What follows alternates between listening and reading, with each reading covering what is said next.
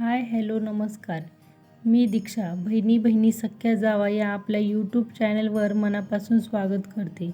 तर आज प्रियांचाच म्हणजे माझ्या मुलाचा बोरनानाचा कार्यक्रम आयोजित केला आहे.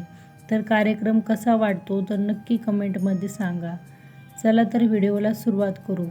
तर बोरनान म्हणजे काय, बोरनान का करावे, कधी करावे, सर्वात पहिले बोरनान कोणाचे केले गेले, बोरनान करताना बाळाला कोणत्या रंगाचे कपडे घालावे, तुमच्या सर्व प्रश्नांचे उत्तर ह्या व्हिडिओमध्ये मिळणार आहे. तर व्हिडिओ नक्की शेवटपर्यंत पहा आणि व्हिडिओ आवडल्यास लाईक शेअर कमेंट आणि चॅनलवर नवीन असल्यास सबस्क्राईब नक्की करा.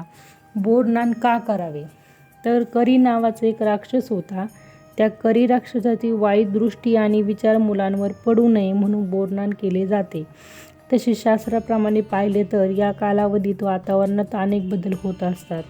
लहान मुलांना या बदलत्या ऋतूची बाधा होऊ नये म्हणून या काळात मिळणारी फळे मुलांनी खावी म्हणून त्यांना मज्जा म्हणून अशा प्रकारे वेचून खाण्याची संधी दिली जाते.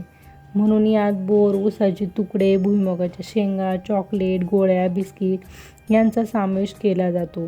खेळाच्या माध्यमातून मुले या वस्तू वेचून खातात. त्यामुळे पुढील वातावरणासाठी मुलांचे शरीर सुदृढ बनते असे शास्त्रीय कारण यामागे आहे. तर बोरनान कधी करावे, मकर संक्रांतीच्या करी दिन हे बोरनानासाठी योग्य आहे. संक्रांतीच्या दिवसापासून ते रथसप्तमीपर्यंत आपल्या सोयीप्रमाणे आपण कोणत्याही दिवशी बोरनान करू शकतो. यासाठी कोणत्याही विशेष मुहूर्ताची गरज भासत नाही. बाळ अगदी लहान असल्यास म्हणजे 1 ते 3 या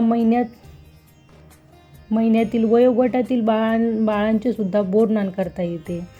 तर सर्वात पहिले बोरनान कोणाचे केले गेले तर सर्वात पहिले बोरनान हे कृष्णाचे केले. त्यानंतर ही प्रथा पडली आणि तेव्हापासून बोरनान केले जाते.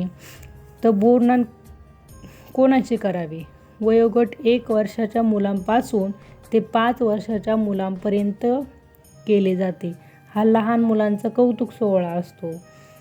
तर बाळाला बोरनान करताना कोणत्या रंगाचा ड्रेस किंवा कपडे घालावे तर या काळात बाळाला शक्यतो काळ्या रंगाचा ड्रेस घालावा. कारण काळा रंग हा ऊब देतो. त्यामागील कारण असं की थंड वातावरण आहे, तर थंड वातावरणात काळा रंग हा ऊब देतो म्हणून बाळाला शक्यतो काळ्या रंगाचा ड्रेस घालावा. तर व्हिडिओ कसा वाटला मला नक्की कमेंट करून सांगा. आणि व्हिडिओ आवडल्यास लाईक शेअर कमेंट आणि चॅनलवर नवीन असल्यास सबस्क्राईब नक्की करा. धन्यवाद.